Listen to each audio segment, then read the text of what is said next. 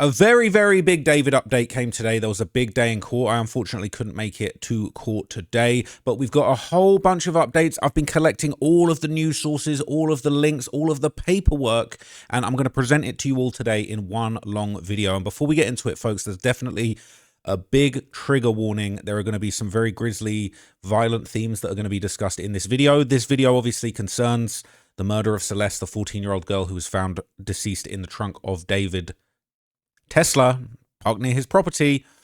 So we're going to be talking about some of the very dark and grisly details about how he actually attempted to get rid of the body. And there's been some new information come out that is going to be very, very, very chilling. So that's my trigger warning for you guys. And, you know, this video is for educational documentary purposes. We're just documenting all of this history, everything that's going on in this case, because, look, I think David's going down.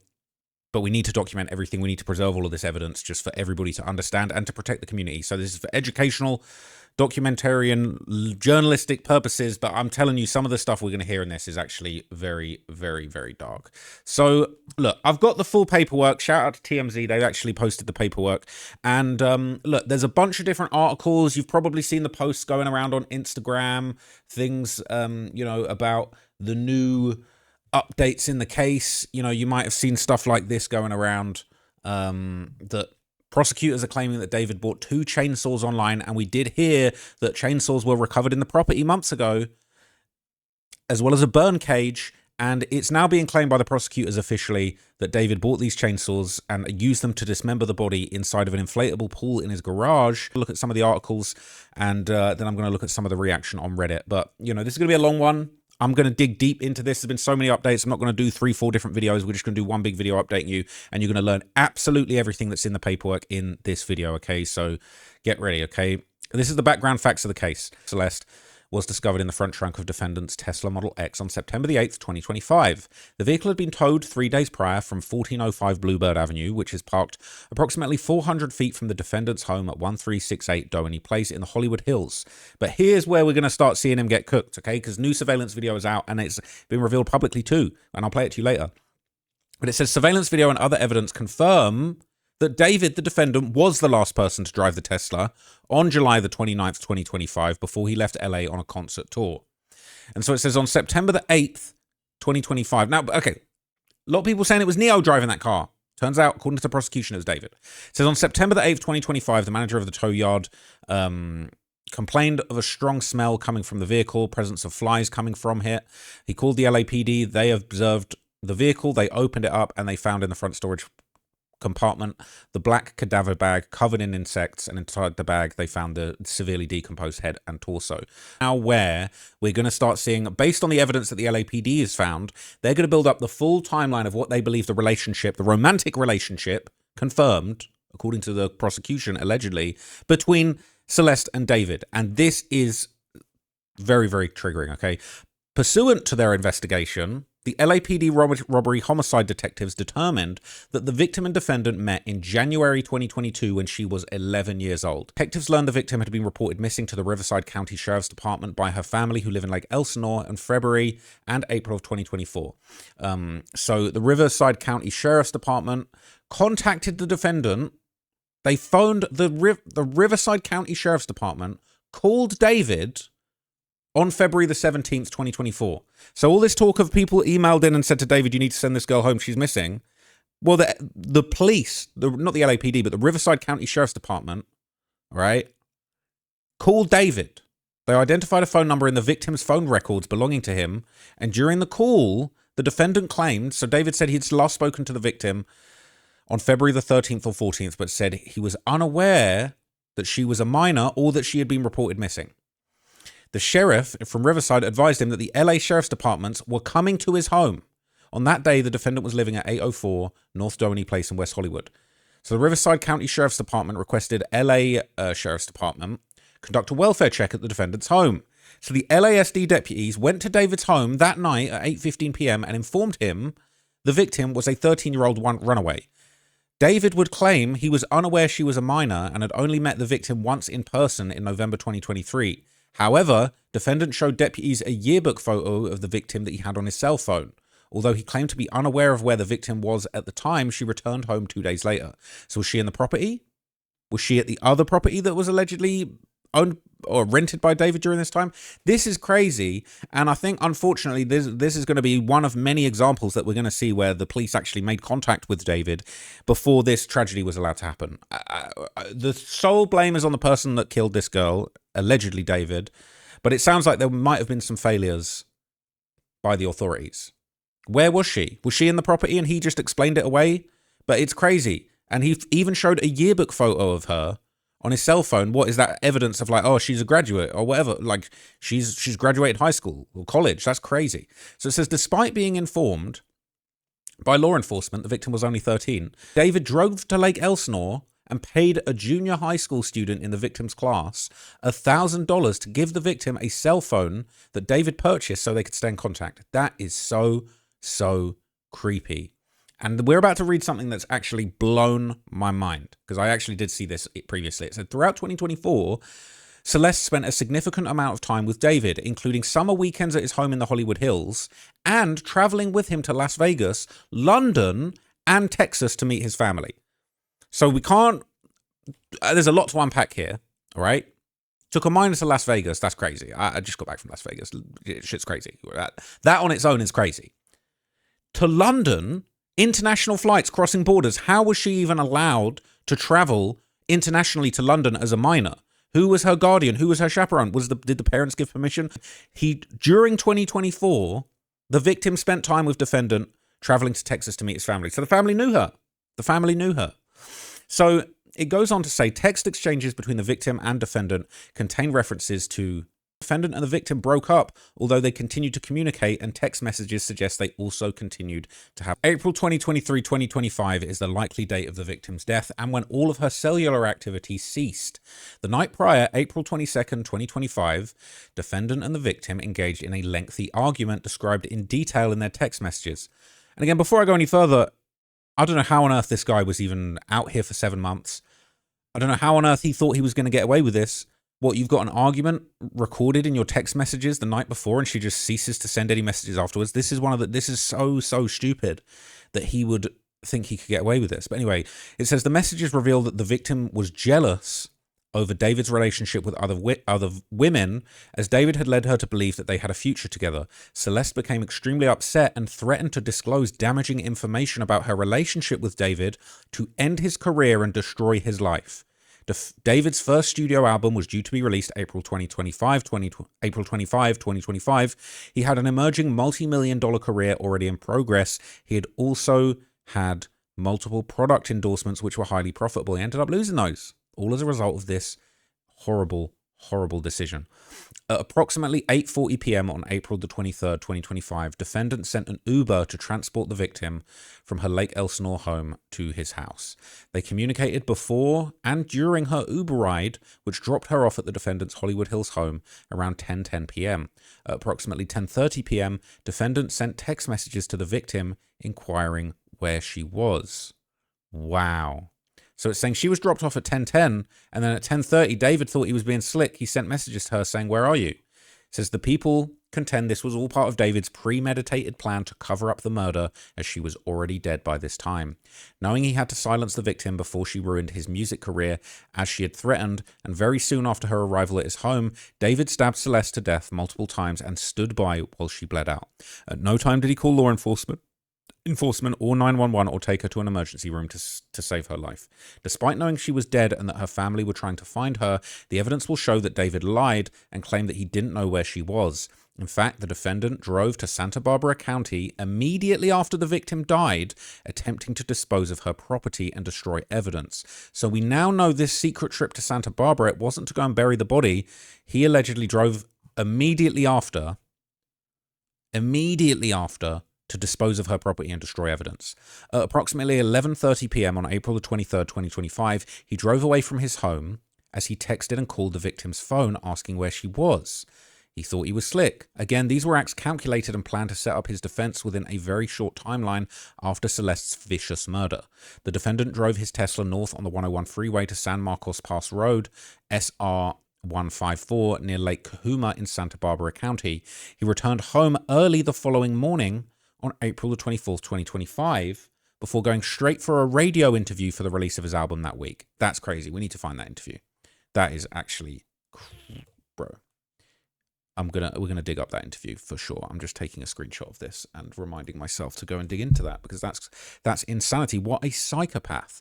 How could you possibly go to a radio interview we're talking this might be less than 12 hours after committing a vicious murder, allegedly.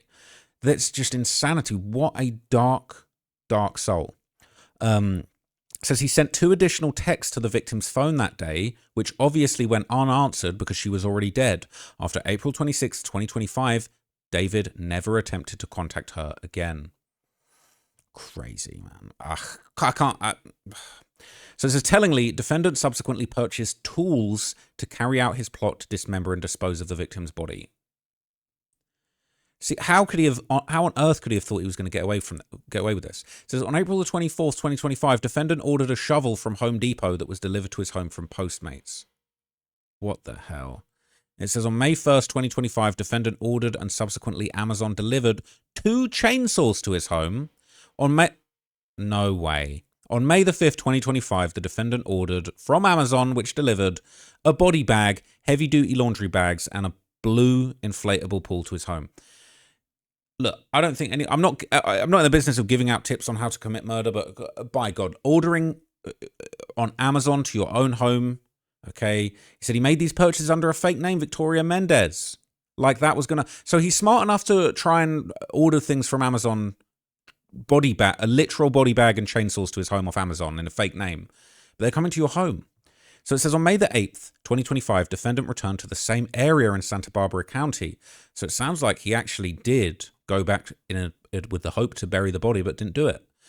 So he returned to the very same area in Santa Barbara County, leaving his home around 11:30 p.m. He returned to the area again on May 31st, 2025. This is an isolated site off of SR 145, where the victim's identification was subsequently discovered in January 2026. Wait. It said an isolated site where the victim's identification was subsequently discovered. So they found Celeste's ID in Santa Barbara, and they said that he actually went to deliver. That's crazy.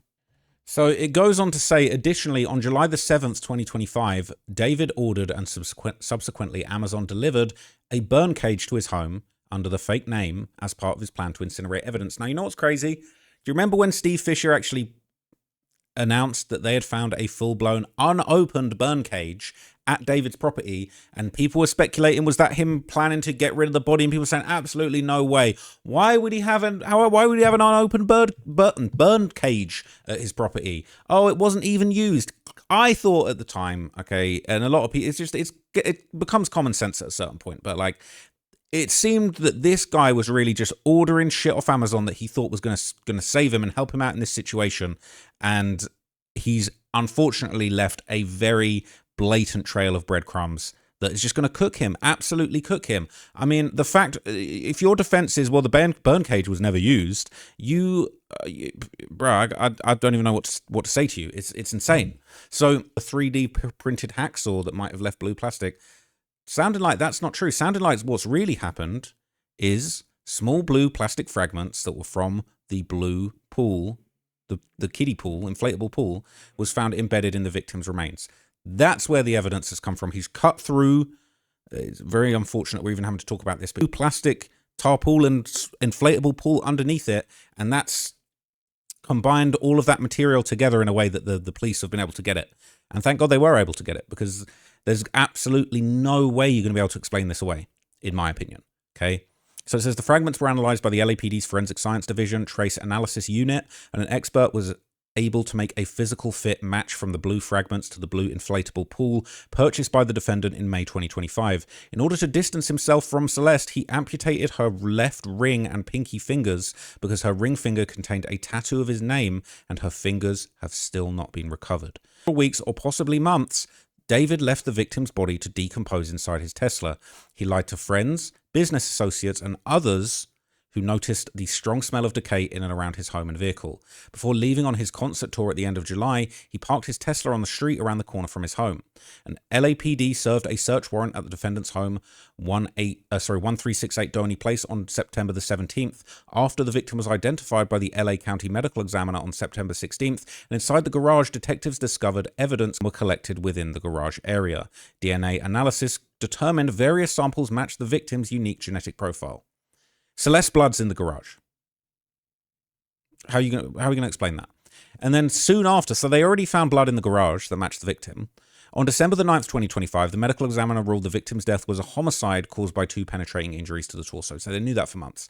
Then, on January the 17th, 2025, Celeste's US passport card was found by a Caltrans worker off of SR 154 in Santa Barbara County. And so now we're going to get into some really messed up stuff. I don't even know if I should. I'm just going to quickly skim this and make sure I'm not going to show something that's completely horrendous. But okay, I'm not going to show you that passage, but what it basically says is that he has illegal videos on his phone. David's cellular activity and communications derived from Celeste's iPhone and Tesla. Oh, sorry, from David's iPhone and Tesla demonstrate David's activities from April 22nd to April 24th, 2025, including the trip to Santa Barbara County in the middle of the night after the victim arrived at the Hollywood Hills home. They've also got surveillance video of the defendant driving his Tesla on July 29th, 2025 for the last time before parking the vehicle and leaving on tour at the end of July. DNA evidence from bloodstains collected in the defendant's garage, which matches Celeste. Proof of David's Amazon purchases to his residence, including 2 chainsaws, a body bag, inflatable pool, heavy-duty laundry bags, a burn cage. Proof of David's purchase and delivery of a shovel from Postmates. Uber records showing, this is so bad, David's transaction where he ordered an Uber to pick Celeste up from her home in Lake Elsinore, transport her directly to his residence the night of April 23rd. How on earth did he think that he could text her and say, where are you? Where are you? You're on record ordering the Uber from her home in Lake Elsinore where she lives. It's not some accident random to your home. And she's never, you think a couple of texts, this guy is I can't even comprehend the thinking. It says, proof of David's lucrative career as a singer-songwriter prior to April 23rd, 2025. David had an album release party on the night of April the 24th, 2025, and he was embarking on an international tour late July 2025. And there's text message exchanges between David and Celeste on April 22nd and April 23rd, where Celeste threatened to expose David and destroy his career. So yeah, that basically is that, all right? All of that evidence, it is hard not to see this guy is completely cooked in any sort of way. Okay, so look, this information has made the rounds now on a bunch of other places. I don't know if I will, read an entire article basically just rewording everything that we've just read, but as you can see, Rolling Stone have published sort of a very detailed account of this, and they're basically just going over all of this stuff that we've just seen in that paperwork. Okay, it is a lot to get through, as it says here. Okay, it says that basically they need more time to review the discovery that they just got. I wouldn't be surprised if we see David's lawyers dropping out. I'm not going to lie to you, we've just seen some of Pooh Shiesty's lawyers drop out. This evidence is so damning, I wonder if any of the defense could have even imagined things being this bad, David being this stupid. I wouldn't be surprised if he loses his lawyers. That's just my opinion. I wouldn't be surprised if he loses the lawyers. They want to go over the discovery, see if they got a case. I don't think there's any defending this. What are they going to say? What's the defense going to be? And you saw that David's lawyers essentially said, we believe the evidence is going to show that David did not murder Celeste. Well, now we've just seen the evidence, and it's sounding like there's literally no other. Uber from her house to David's house. What? He sends one text message afterwards saying, where are you? And 2 in the morning. Like, that's going to explain away blood in the garage. She's in your car. There's no defending this. There's absolutely no defending this. So, yeah, there's just no, how on earth can they defend this? Okay, so let's take a look at some responses. So this is some Reddit reaction to the filing that we just read through, and people are saying, so are they wondering if this picture of David allegedly paying off the friends? People saying, so like, is this the $1,000 for the cell phone?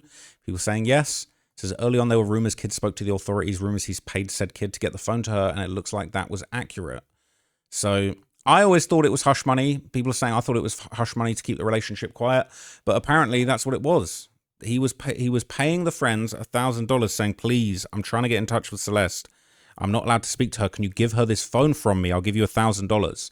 So this poor girl had no choice. You know, she tried to get away from him. The authorities tried to get her away from him, and he's over here paying $1,000 to classmates to go and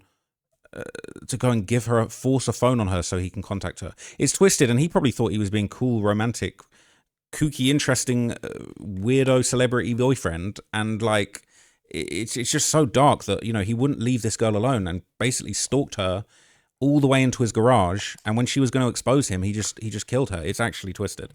So it says, yeah, her saying, "Man, I want more than that for myself." So sad. It says, how the F did he not get arrested sooner with all of this evidence? It says, it does seem like the parents were trying to stop her, at least when it started. This is so effed up. Amazon body bags is crazy, okay? It says, I believe Celeste was angry at David for using her and just messing around with other girls, threatening to expose the relationship, and that's why he might have actually did it. People are pointing out it's crazy. Celeste actually met David's family. They interviewed him about Celeste in 2024. I can't believe that. I can't believe that the police actually knocked on his door.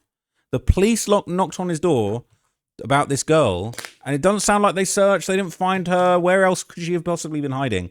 It's insane. It's actually insane.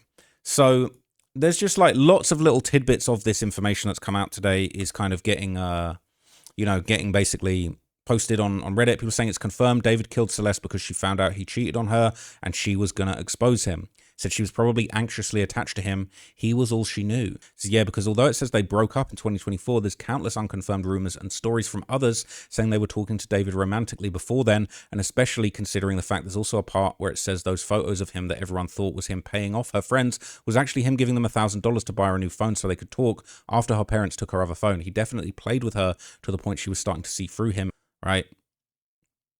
It's messed up. So people are pointing out the detail of her allegedly being pregnant at some point. So it turns out that was true. It says prosecutors have evidence of Celeste being pregnant at some point, or at least in the conversations. They can't believe that he ditched the passport in Santa Barbara.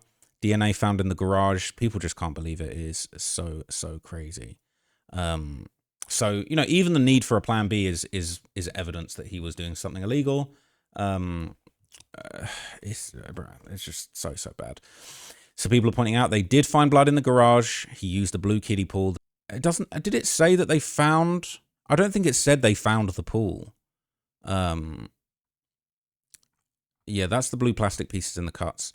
But I don't remember anyone saying that they found the pool or anything like that in the Texas home. So everyone's just saying he's cooked. And his parents were in town. A Redditor posted it. Apparently his parents were in Los Angeles around the time. He posted a video with his sister the next day, still in his 100 Thieves outfit. Wow, that's crazy. People are asking, where did he hide the body from the date of the murder and the dismemberment? I haven't seen it mentioned anywhere. Do we know? It's crazy. So yeah, more reaction on Reddit to the dismemberment in the garage. People saying, what breaks my heart is that no one would have found it if it wasn't for his carelessness in disposing of her body. Sorry, no one would have found out. The way her parents did not pull up every day at his house or alert the media about their missing daughter is beyond me. And a lot of people are calling out the parents. I still don't think it's fair to call out the parents at this stage. It says, took her to Las Vegas, London, and Texas. How did he take a missing minor out the state? But London, I would say the one place you're going to slip up and they're going to spot what's going on and stop you would be the airport. I'm not going to lie. I'm not going to lie. One time, a very scary drill rapper who I shan't name with alleged bodies wanted to link up and talk to me. I said, I'll link up with you at the airport. I said, I'll link up with you at JFK because that's the only place where I'm pretty certain a crime ain't going to go down. But come to find out, this is about how David did it and tried to cover it up. Didn't really try very hard. It says he's so stupid buying the weapon on Amazon and postmating is crazy. Maybe he did work alone. He said he ordered an Uber to bring her to his home and pretended she never arrived. He brought all the tools to discard of the body online and had them delivered to his home address a day after the murder. I think this answers the question whether he's really dumb enough to think he can keep a corpse in the front on a public street unnoticed. This has got to be the first TikTok-brained murder. This has got to be the first, his brain was so demolished by Reddit gooning and TikTok. These aren't jokes, I'm not cracking jokes. This guy really just thought you could just DoorDash and Postmates your way out of a murder. I'm not making a joke. This is stupidity on a whole other level. And he deserves the consequences of being so dumb, honestly. So everyone's just calling him out. They're saying, what an effing idiot. Did he think that Uber doesn't track their drivers' routes? He did absolutely everything on his phone, even ordering the tools for disposal to be hand-delivered to his house. It's honestly hard to believe somebody could be so stupid. I think I agree. This is a really good comment. I think it's sheer arrogance. He wasn't even making a great attempt at hiding Celeste either. Had been questioned by the police prior to her death and still made not many great attempts to cover his tracks. Stupidity, absolutely, but also just complete arrogance and believing he would get away with it like he had been for years of being with her. This is a guy that was very successful. He was recording bullshit little hipster songs on his iPhone in his closet, and he became famous and did billions of streams with very little talent. You know, there's been rumors he's stealing song ideas from people, all types of shit. This guy was so arrogant, he thought he had the Midas touch and everything he touched in his life turned to gold, but that was not true. He thought he could do anything. I can get to the top. I got a deal with Interscope, $1 million deal. Oh, I got multiple properties in the Hollywood Hills. I can't do no wrong. He thought he could do anything. He thought the murder would play out just like his illustrious career. And thank God that's not the case. It says this fool really ordered an Uber to bring her to him. They will have proof of this ride and testimony from the driver. All right. So I want to hear from all the people that were saying David didn't do it. I don't think he did it. And some of you guys are my friends, all right? Some of you guys are my friends. Most people, I don't think he did it. I don't think if he did it, why hasn't he been arrested? I need to hear from all of you. All you fools need to. Everybody that was said, I didn't think David do it. I don't think he did it. I don't think that's something up. No. He's an idiot if he really thought this was going to work. Disgusting piece of shit. Interesting, they've managed to narrow her death down to a 20-minute window. I wonder what evidence they have to show that he stood by while she bled out. I don't think it's video because they would have mentioned it, right? And like, what, recorded it while she bled out? Also, what was he doing in Lake Kahuma all night? It says, apparently, yeah, okay, from the injuries, it would have meant her death was slow and it's alleged David stood by and made sure she was dead. That's crazy. It said they know the window when the Uber arrived. When he left the house, Uber driver must have been called up by the DA. Poor driver was the last one except David to see her alive. That's so sad. It's crazy. All right. Yeah. It's saying, did he put the knife somewhere in Santa Barbara? Such a doofus. He tried to hide the murder weapon, but kept the inflatable pool. I don't know if they kept the inflatable pool. They're saying that he dumped the passport in Lake Kahuma. It says, is this the Santa Barbara trip LAPD referenced in their statement? I wonder if he was planning on dumping the body. I think he was. It said, that's what I'm thinking. It sounds like he came back from there and immediately bought a shovel days before he bought anything else. People saying, I think he went there to drain her blood on that creek and then he bought the body back. That's what an anime character would do. Wow. This the interview that he did right after? They said it was a radio interview, but maybe this was the interview. But I feel like it can sometimes. And that's him talking about her not being around anymore. Let's hear this part of the start where he slips up and says something. Let's see how he presents himself at the start. That is Dan. We welcome back to the studio a human being who is a prolific, genre-bending artist whose music has gone viral many times, like beyond many times. You're really special. Thank you. And yeah, we have a lot to discuss. Everybody say hello to D4VD.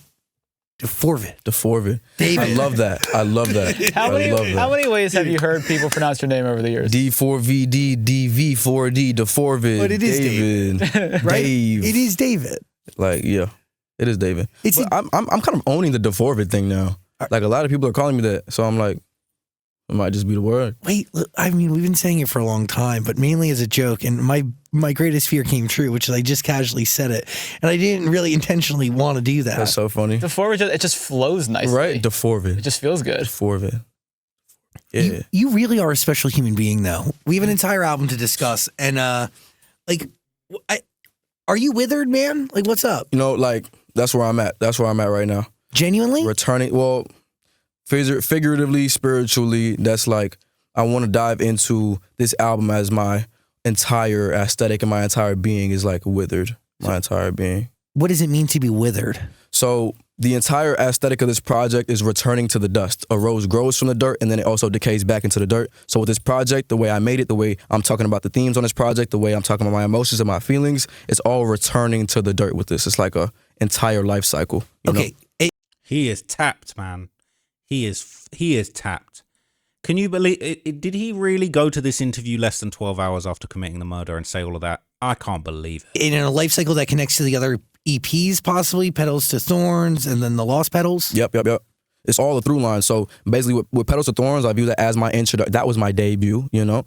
And then with The Lost Petals, it's kind of continuation of that story. And then this is like the ending of it. So people use their debut sometimes, be like, oh, this is me and this is me and my art. But this is like the closing of a chapter, especially for like my main fans and even for the new people that's coming in. They can recontextualize my music with the previous project. So it's a good way for everybody to get into it. By listening it all together. Exactly. Okay, so let's go through what that life cycle means. So at what stage of the Withered is dying? So you're going into dust, but you're coming back again. Is that what I'm getting through those 14 records? It's definitely like a resurrection type of thing. So, but by the end of the project, it's done. So that's why the last track is called Afterlife. That's like the final blow, you know?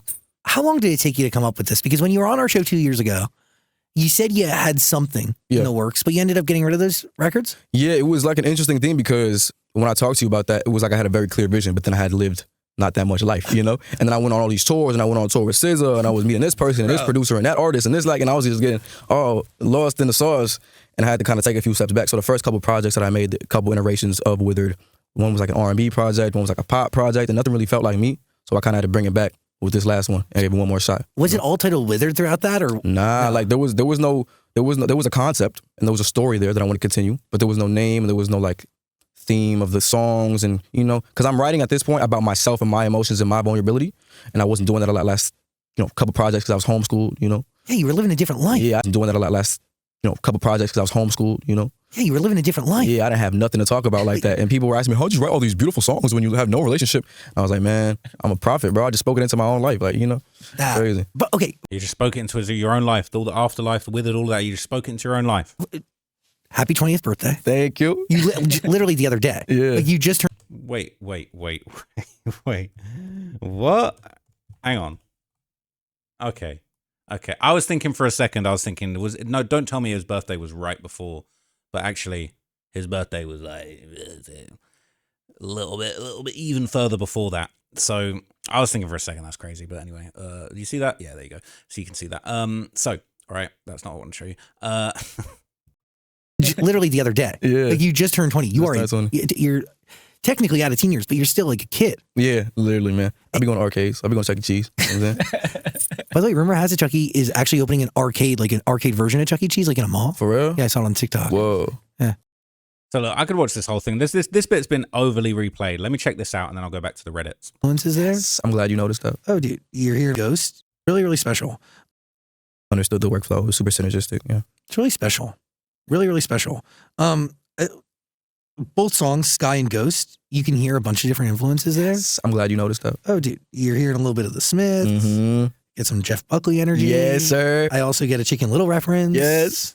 Yeah, it's great. Afterlife, you got a little bit of Tom York, a little bit of Radiohead. What's fueling those musical influences? Who's prompting the music in your life? Where's it coming from? How are you Literally me discovering things by myself. Like, I don't get sent too much music. You're just on the internet? So crazy. Yeah, my screen time is crazy. Yeah. My screen time is so crazy.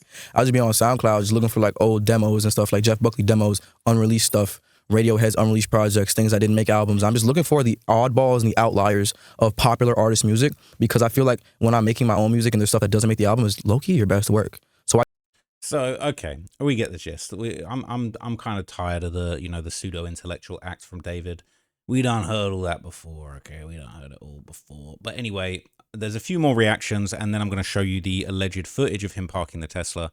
So obviously people are just still in shock. There's dozens of posts going up because this has been the biggest bombshell that we've had in this case thus far, I would say. And people just can't believe that he really went on Amazon to order these tools, okay? People saying it gets worse every day. Sick to my stomach. All right, she died such a horrible death, stabbed in the liver as a slow death, very painful death. May he rot in hell.